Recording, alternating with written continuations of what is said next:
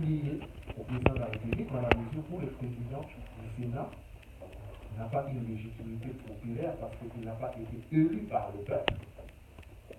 Mais je dis encore, on s'est menti. On s'est menti. Pourquoi je dis? Parce que pour moi, s'il y a vraiment une assemblée qui a une grande légitimité au Congo, c'est le Sénat. Pourquoi je l'ai dit? Parce que nous avons ce qu'on appelle la coutume constitutionnelle. Coutume, c'est quoi? Élément matériel, élément psychologique. C'est Sénat qui est là, qui a toujours été accepté de toutes les classes politiques. Et à chaque fois qu'il y a des lois, on va voir les Sénats. Même la dernière fois, quand il y avait cette loi électorale qui posait des problèmes, heureusement, je peux dire que c'est le Sénat qui a été enfreint. Donc quand il y a un problème, on va voir les Sénats. Le peuple, la population, on n'a jamais contesté ce pouvoir du Sénat. Il y a cette pratique qui devient, donc cet usage qui devient une coutume dans la mesure où le Sénat maintenant s'impose, il est là parce qu'il est accepté de tout le monde. Coutume, source de droit. Donc, au jour d'aujourd'hui, l'argument selon lequel le Sénat ne serait pas légitime, c'est un faux argument. C'est un faux argument d'autant plus que même le pouvoir en place, à chaque fois qu'il a besoin de faire passer des lois, on va toujours voir le Sénat. On va toujours appeler le président du Sénat pour valider ces actes. Alors, comme je viens de dire, une fois de plus, on se moque de qui? Soyons sérieux. Donc, nous avons aujourd'hui une légitimité du Sénat qui a toutes les compétences, toutes les capacités de remplacer, de suppléer la présidence de la République s'il n'y a pas de vote. Maintenant, c'est une solution par le Sénat. Nous allons aussi avoir une solution par les votes. Parce que le Sénat ne peut pas rester éternellement au pouvoir. Qu'est-ce qui va arriver? Le Sénat lui-même doit faire le nécessaire et c'est prévu dans la Constitution pour organiser les élections, ce qui va permettre au peuple de venir, au peuple d'aller voter. Donc, vous avez compris, partant de là, que si on ne respecte pas les dispositions constitutionnelles, la Constitution, bien sûr, qui est vraiment en décalage avec la réalité, malheureusement. Alors, un président de la République, un ministre, un parlementaire, à partir du moment où ils vont essayer de violer la Constitution, vous avez bien compris, ça va créer, ça va engendrer une responsabilité. Et puis, par rapport à la responsabilité, c'est très important dans la mesure où nous voyons très bien dans notre préambule de la Constitution. Préambule, on nous dit quoi? Il y a, c'est-à-dire, il n'y a plus un système d'impunité au Congo. On nous parle, tout le monde peut être poursuivi. C'est-à-dire que même les présidents de la République, les présidents de la République, les membres du gouvernement. Donc, il n'y a plus d'impunité. Et aussi, on nous parle de l'atteinte, s'il y a une atteinte à la Déclaration universelle des droits de l'homme et du citoyen, et aussi les principes de la souveraineté et de l'intégrité territoriale, ces principes de la moralité qui doit être respectée. Toute violation va être sanctionnée. Et nous allons très bien, très loin.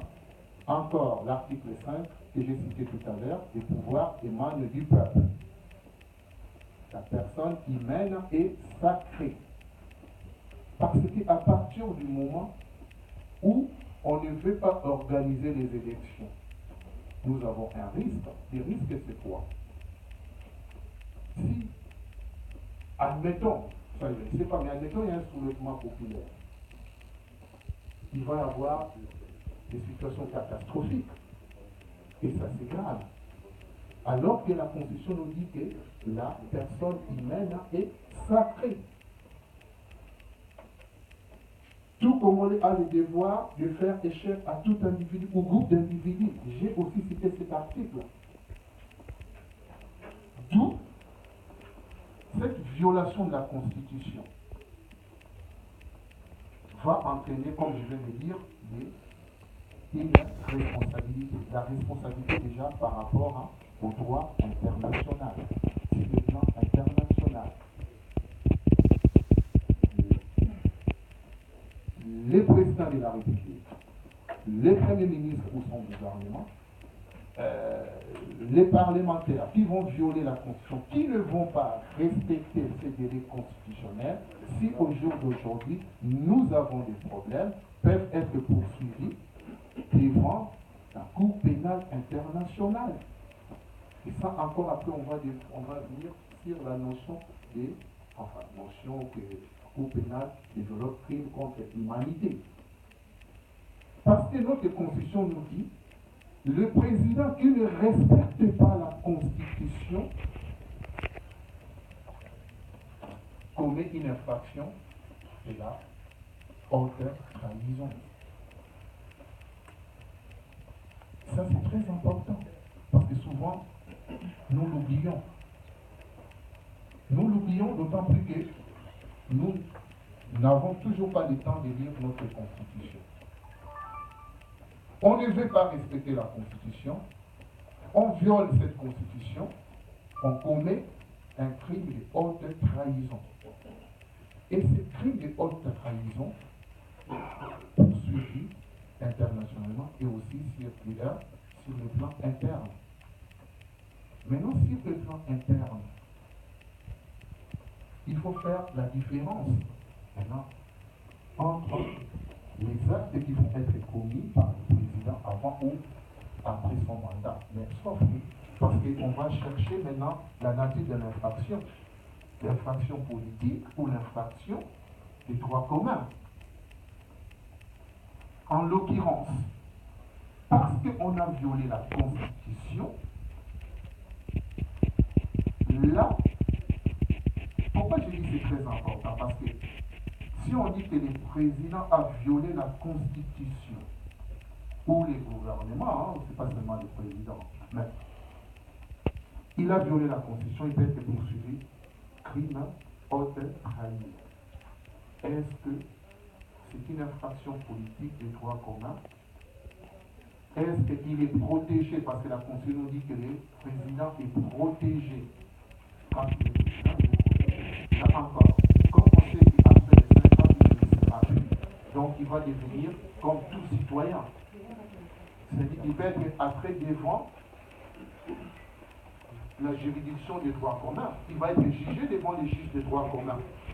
Ça veut dire quoi? Ça veut dire qu'on peut le poursuivre devant les juges pénals et ou civils, si admettons il y a des dommages. Donc, cette poursuite,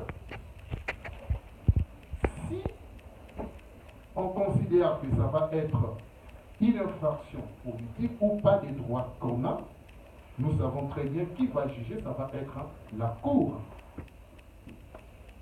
Notre Cour constitutionnelle. Et cette Cour constitutionnelle, nous savons très bien, avec les faits majoritaires, surtout qu'actuellement il y a l'accord triangulaire, ça ne sera pas évident dans la mesure où cette Cour ne peut être saisie que, en l'occurrence, par le gouvernement, le Premier ministre, l'Assemblée, nationales, enfin des parlementaires plutôt. Mais ce qui est intéressant, si ces présidents qui poursuivent l'infraction des droits communs, là, ça va être plus facile. Plus facile pourquoi? Parce que on n'aura plus besoin de saisir la cour constitutionnelle, on va saisir directement les juges de droit commun. Et quand le juge de droit commun va être saisi, là, on ne peut plus parler d'immunité, et c'est un peu. Il sera condamné, il va écoper sa peine comme tout le monde. Donc vous avez compris par là, dans la mesure où c'est vraiment temps d'immunité, j'ai essayé de faire un peu vite parce que mon cerveau, on n'arrête pas de me dire de stopper, mais j'ai essayé de faire très vite parce que les solutions, il y en a énormément. Mais en tout cas, excusez-moi si j'ai un peu dépassé le temps, mais il y a certains points qui étaient quand même utiles qu'il fallait mettre, parce que c'est vrai que quand nous étudions